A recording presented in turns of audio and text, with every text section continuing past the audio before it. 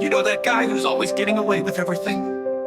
That was my friend Jake. Jake was a lovable rogue, the kind of guy who could talk his way out of a speeding ticket and charm his way into a free meal. His escapades were the stuff of legend among our friends.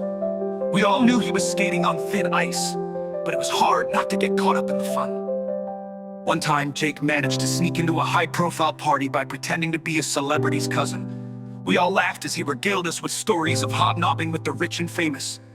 Another time, he convinced a security guard he was the new night shift supervisor and spent the evening exploring a museum after hours. But Jake's crowning achievement was the time he swindled a local con artist out of his ill-gotten gains.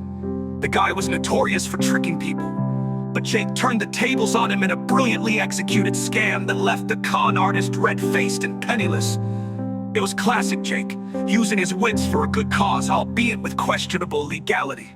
Yet, for all his cleverness, we knew there was a line he shouldn't cross. Jake didn't. He saw every new challenge as another opportunity to prove just how invincible he was. One evening, he decided to pull his most audacious stunt yet.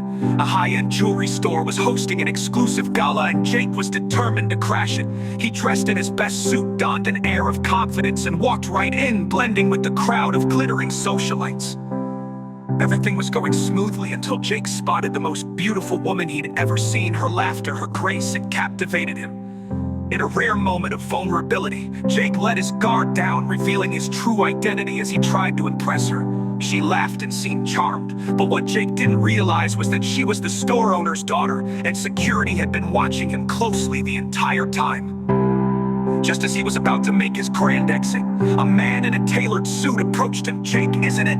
the man asked. Jake flashed his trademark smile, ready to talk his way out as usual, but the man wasn't having it. "I've heard a lot about you," he said, producing a pair of handcuffs.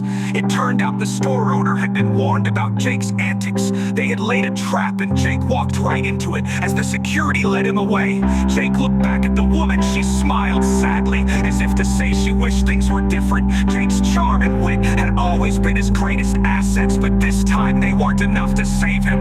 The laughter and applause